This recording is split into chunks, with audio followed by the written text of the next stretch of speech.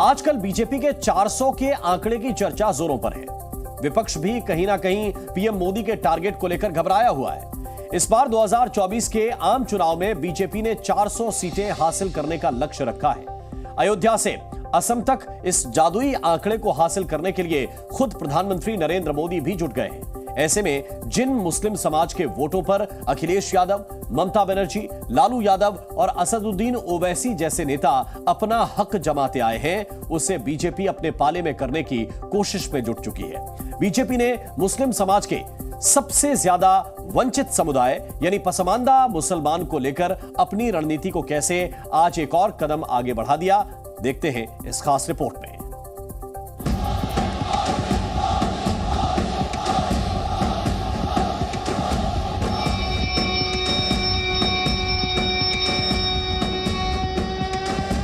राम प्रवाह है, राम प्रभाव है, राम नीति भी है, राम नीति भी है।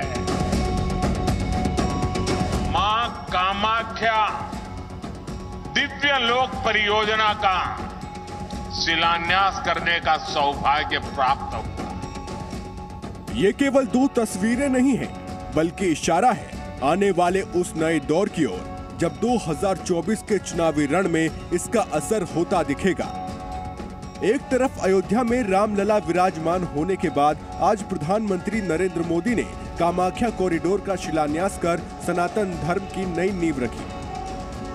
वहीं दूसरी ओर आज से यूपी में पसमानदा मुसलमानों की पसमानदा पंचायत का शुभारंभ हुआ है। पीएम मोदी पसमानदा मुसलमानों के उत्थान के लिए लगातार प्रयासरत हैं। हम ऐसा क्यों कह रहे हैं, अब आपको सिलसिलेवार ढंग से विस्तार से बताते हैं। दरअसल बीजेपी अब 2024 के रण में एक ही लक्ष्य के साथ उतरने का प्रण ले चुकी है। अब की बार 400 के पार। प्रधानमंत्री नरेंद्र मोदी अपनी हर रैली में राम मंदिर का जिक्र कर रहे हैं। आज भी मां कामाख्या के द्वार पर आने के बाद उन्होंने इसका जिक्र किया। अयोध्या में भव्य आयोजन के बाद मैं अब यहां मां कामाख्या के द्वार पर आया हूं। लगे हाथ उन्होंने विपक्ष पर हमला बोलते हुए कहा कि आजादी के बाद से देश की पिछली सरकारों ने अपने राजनीतिक लाभ के लिए आस्था के महत्व को नजरअंदाज किया। हमारे तीर्थ, हमारे मंदिर, हमारी आस्था के स्थान ये सिर्फ दर्शन करने की ही स्थली है ऐसा नहीं है। ये हजारों वर्षों की हमारी सभ्यता की यात्रा की अमिट निशानियां है। दुर्भाग्य से आजादी के बाद जिन्होंने लंबे समय तक देश में सरकारें चलाई, वो भी आस्था के इन पवित्र स्थानों का महत्व समझ नहीं पाए। उन्होंने राजनीतिक लाभ के लिए अपनी ही संस्कृति, अपने ही अतीत पर शर्मिंदा होने का एक ट्रेंड बना दिया था। कोई भी देश अपने अतीत को ऐसे मिटाकर, ऐसे भुलाकर, अपनी जड़ों को काटकर कभी विकसित नहीं हो सकता। साफ है प्रधानमंत्री नरेंद्र मोदी 2024 में 400 सीटों के आंकड़े को पार करने के लिए भारतीय संस्कृति और अतीत में हुए नजरअंदाजी को फिर से महत्व देना चाहते हैं। इसलिए समावेशी भारत की पहचान को आगे बढ़ाने के लिए हर स्तर पर प्रयास किया जा रहा है। इसी प्रयास की और एक कड़ी आज यूपी से जुड़ती हुई दिखाई दी, जब लोकसभा की 80 सीटों वाले उत्तर प्रदेश में पसमानदा मुसलमानों की पंचायत का शुभारंभ हुआ है। खास बात यह है कि प्रधानमंत्री मोदी की अगुवाई में भारतीय जनता पार्टी पसमानदा मुसलमानों की बात लगातार कर रही है।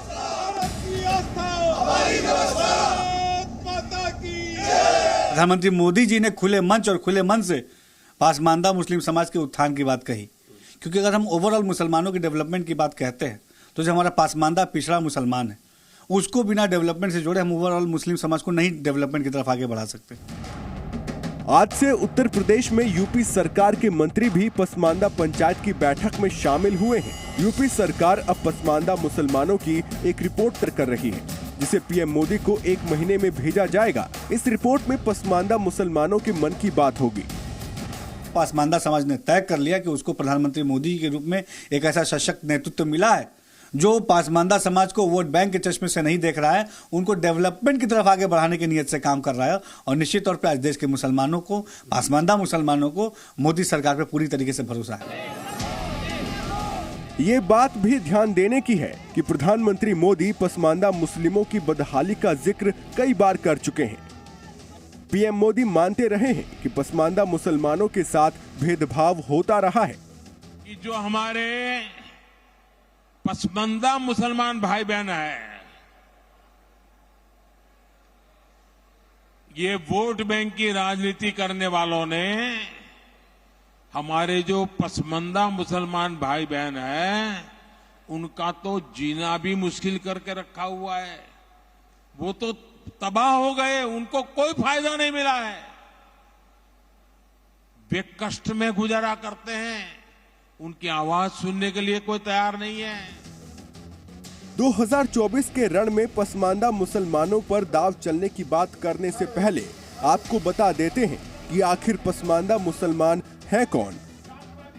पसमानदा फारसी का शब्द है। इसका मतलब पीछे छूट गए, दबाए या सताए हुए लोग हैं। भारत में मुस्लिम समाज में पसमानदा मुसलमानों की आबादी 85% है।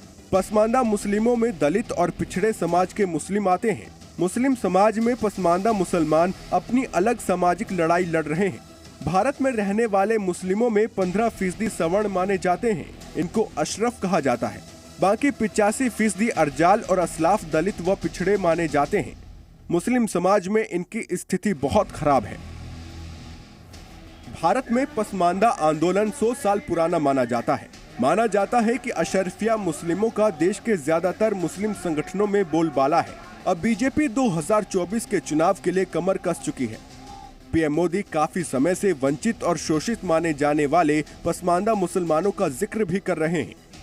बीजेपी का फोकस 2024 लोकसभा चुनाव से पहले पसमानदा मुस्लिम पर है। पीएम मोदी इन्हें वोट बैंक की राजनीति का शिकार बता चुके हैं। पीएम मोदी ने पिछले साल 2023 में बीजेपी कार्यकर्ताओं को पसमानदा मुस्लिम के बीच जाने, 3 तलाक और यूनिफॉर्म सिविल कोड को लेकर भ्रम दूर करने का संदेश भी दिया था। भारत के मुसलमान भाई बहनों को भी ये समझना होगा कि कौन से राजनीतिक दल उन्हें भड़का करके उनका फायदा लेने के लिए उनको बर्बाद कर रहे हैं। आजकल हम देख रहे हैं कि यूनिफॉर्म सिविल कोड के नाम पर ऐसे लोगों को भड़काने का काम हो रहा है। जाहिर है 400 प्लस का आंकड़ा पार करने के लिए बीजेपी अपनी रणनीति में राम के नाम के अलावा पसमानदा मुसलमानों पर भी जमकर तैयारी कर रही है।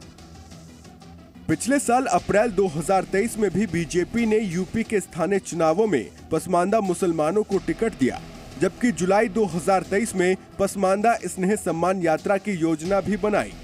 अब एक और आंकड़ों पर नजर डालें तो 14वीं लोकसभा में पसमानदा पृष्ठभूमि के केवल 60 मुसलमान निर्वाचित हुए हैं।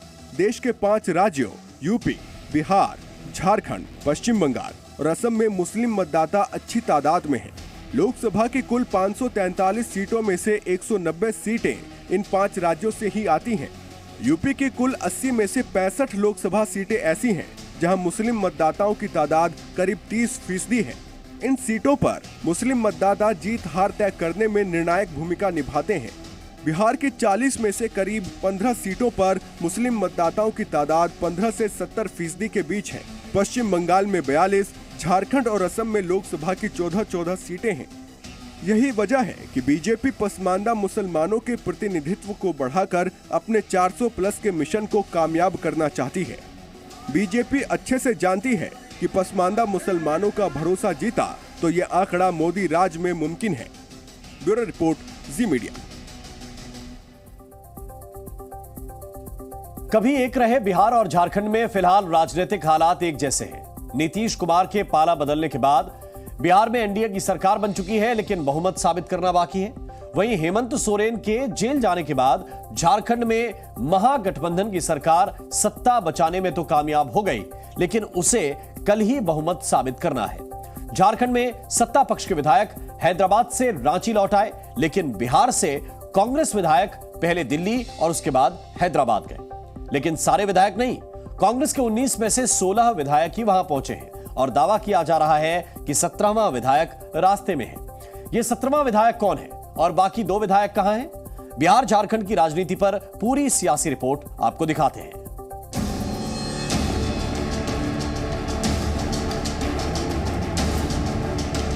ये 2 तस्वीरें बता रही हैं कि जब तक बिहार और झारखंड में बहुमत साबित नहीं हो जाता, तब तक इंडिया गठबंधन के विधायकों का हैदराबाद आना जाना लगा रहेगा। पहली तस्वीर झारखंड मुक्ति मोर्चा समेत महागठबंधन के उन विधायकों की है जो कल तक हैदराबाद में थे और आज वापस रांची लौटे हैं। कल झारखंड में फ्लोर टेस्ट है। दूसरी तस्वीर बिहार के कांग्रेस विधायकों की है जिन्हें पहले दिल्ली शिफ्ट किया गया था, उसके बाद हैदराबाद।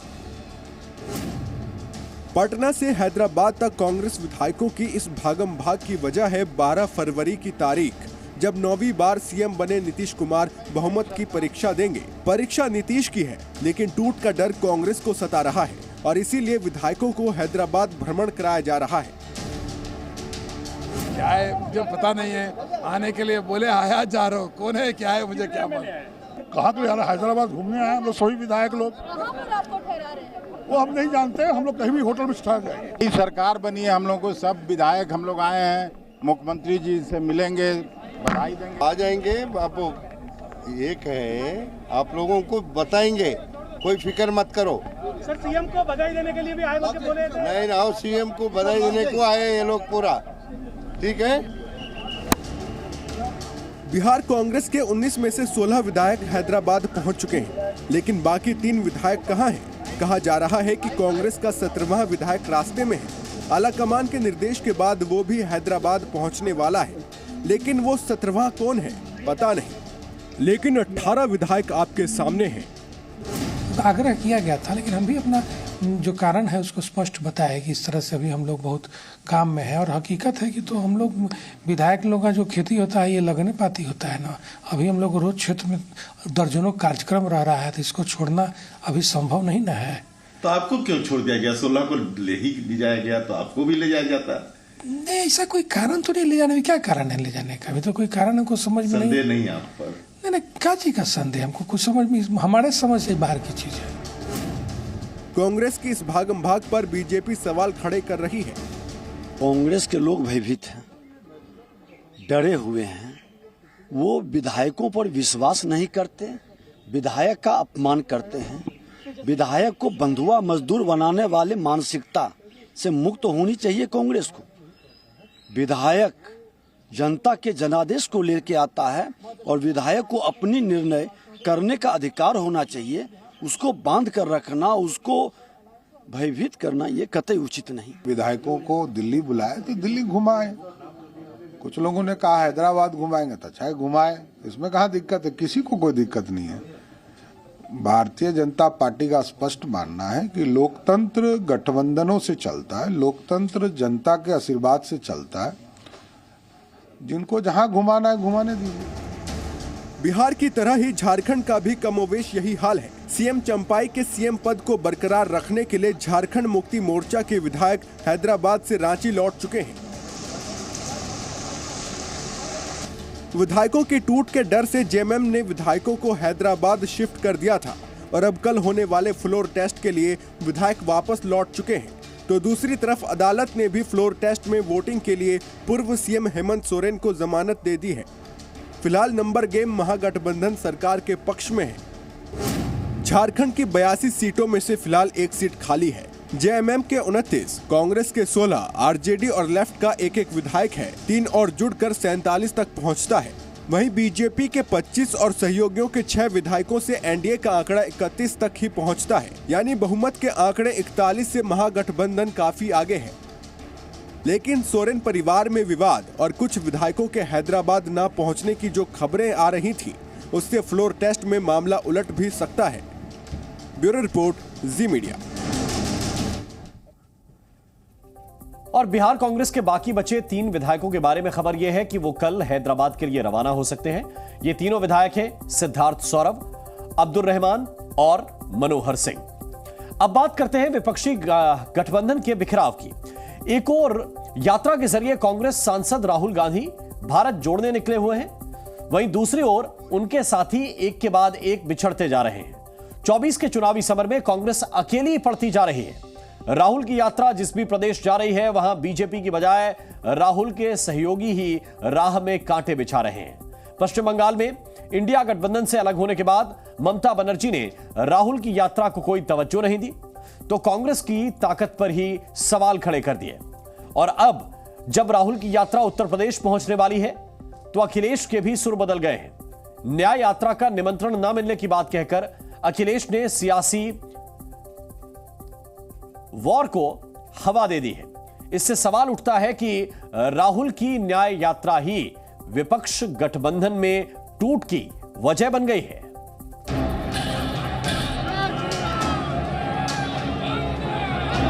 कांग्रेस তুমি তো একা পারবে না, তুমি 40টা সিট পাবে কিনা আমরা জানি না। সারা ভারত 300টা সিট লড়ে আজ তোমাদের এত অহংকার।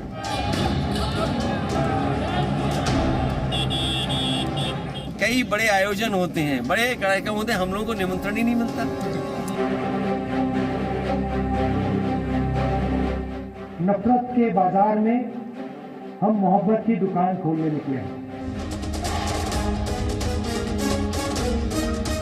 भारत जोड़ो न्याय यात्रा के जरिए राहुल गांधी पूरे देश में मोहब्बत की दुकान खोलने की बात करते हैं,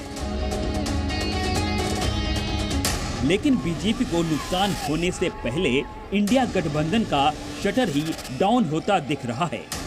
मोदी को फिर प्रधानमंत्री बनने से रोकने के लिए देश भर के विपक्षी दल एक छतरी के नीचे आए। इनकी कोशिश एनडीए को शिकस्त देकर 24 की सत्ता पर आसीन होने की थी। चुनाव से पहले राहुल की अगुवाई में मणिपुर से कांग्रेस ने न्याय यात्रा का आगाज किया। इसके पीछे रणनीति थी लोकसभा चुनाव के लिए पार्टी का जनाधार तो बढ़े ही, सहयोगी दलों को यात्रा में शामिल कराकर गठबंधन की बागडोर भी कांग्रेस के हाथ में ही रहे। लेकिन कांग्रेस का ये दांव उल्टा साबित हो रहा है। राहुल की न्याय यात्रा ही इंडिया गठबंधन में फूट का सबब बन गया है। बंगाल में राहुल की न्याय यात्रा के दौरान ममता दीदी ने कांग्रेस को आईना दिखा दिया। ममता ने कहा कि कांग्रेस की हैसियत तो 40 सीट जीतने भर की नहीं, और अब कांग्रेस के लिए समाजवादी पार्टी अध्यक्ष अखिलेश यादव ने भी अपने मंसूबे जाहिर कर दिए हैं। बंगाल के बाद झारखंड और झारखंड के बाद राहुल की यात्रा यूपी में प्रवेश करने जा रही है, और ये सभी को पता है कि दिल्ली का रास्ता यूपी से होकर ही गुजरता है। लिहाजा सभी की निगाहें अखिलेश की ओर हैं कि वे राहुल की यात्रा में शामिल होंगे कि नहीं। लेकिन अखिलेश ने ही कांग्रेस को सबसे बड़ा झटका दिया है। राहुल की यात्रा में शामिल होने के सवाल पर अखिलेश ने जो कहा वो आप भी सुनिए। आप भारत जोड़ो यात्रा में शामिल होंगे? देखिए, मुश्किल तो ये है कि कई बड़े आयोजन होते हैं, बड़े कार्यक्रम होते हैं, हम लोगों को निमंत्रण ही नहीं मिलता, तो अपने आप क्या मांगे हम निमंत्रण। अपने लहजे से अखिलेश ने साफ संकेत दे दिया कि यूपी की सरजमी से कांग्रेस को उतना समर्थन भी नहीं मिलेगा जितना कि 11 सीटों का ऑफर दिया। हालांकि अब कांग्रेस को कोई जवाब देते नहीं सूझ रहा। कांग्रेस नेता जयराम रमेश का कहना है कि उत्तर प्रदेश में भारत जोड़ो न्याय यात्रा के विस्तृत रूट और कार्यक्रम की रूपरेखा तैयार की जा रही है। 1-2 दिन में इसे अंतिम रूप दे दिया जाएगा। इसके बाद इसे इंडिया गठबंधन के दलों के साथ साझा किया जाएगा। उनका भारत जोड़ो न्याय यात्रा में भाग लेना गठबंधन को और मजबूत करेगा। बहरहाल 16 फरवरी को राहुल की यात्रा यूपी में एंट्री कर सकती है। राहुल की न्याय यात्रा चंदौली, वाराणसी, भदोही, प्रयागराज, प्रतापगढ़, अमेठी, रायबरेली, लखनऊ, सीतापुर, लखीमपुर खीरी, शाहजहांपुर, बरेली, रामपुर, मुरादाबाद, अमरोहा, संभल, बुलंदशहर, अलीगढ़ और हाथरस होते हुए आगरा से राजस्थान में प्रवेश करेगी। इससे पहले विपक्षी गठबंधन का प्रमुख चेहरा ममता बनर्जी भी कांग्रेस को निशाने पर ले चुकी हैं। এক জায়গায় দাঁড়াতে কংগ্রেস তুমি তো একা পারবে না, তুমি 40টা সিট পাবে কিনা আমরা জানি না। সারা ভারত 300টা সিট লড়ে, আজ তোমাদের এত অহংকার। বাংলা না বেশি ইউপি গিলে না কেন? বুকের পাটা থাকতো দেখতাম ইউপিতে এলাহাবাদে গিয়ে বিজেপিকে হারিয়ে এসো, বেনারসে গিয়ে হারিয়ে এসো, রাজস্থানে গিয়ে হারিয়ে এসো, যেটা জায়গা হেরেছো मध्य प्रदेश की हारिए एसो। अब यूपी में राहुल की यात्रा को सफल बनाने के लिए कांग्रेस जुटी है, लेकिन सहयोगी दलों से जैसा समर्थन राहुल को मिल रहा है उस पर बीजेपी भी तंज कसने में पीछे नहीं। खोटा बनाकर आए थे इंडिया के नाम से, इन्होंने इंडिया के नाम को इस्तेमाल करने की कोशिश की थी, जो एक्सपोज हो गए हैं करप्शन के चलते। इस नाम को हर इंसान जानता है कि इंडिया का नाम इन्होंने इसलिए लाया था ताकि अपने पुराना इतिहास को भुला सके लोगों को, लेकिन लोग भूले नहीं हैं, इसलिए सब लाइन छोड़ छोड़ भाग रहे हैं। केंद्र की सत्ता में बीजेपी हैट्रिक लगाएगी। प्रधानमंत्री के साथ बीजेपी नेताओं को भी इसका पूरा भरोसा है, लेकिन राहुल की यात्रा जैसे जैसे आगे बढ़ रही है 2024 के लिए विपक्षी गठबंधन की चुनौती भी बढ़ती जा रही है। ब्यूरो रिपोर्ट, जी मीडिया। जी न्यूज़।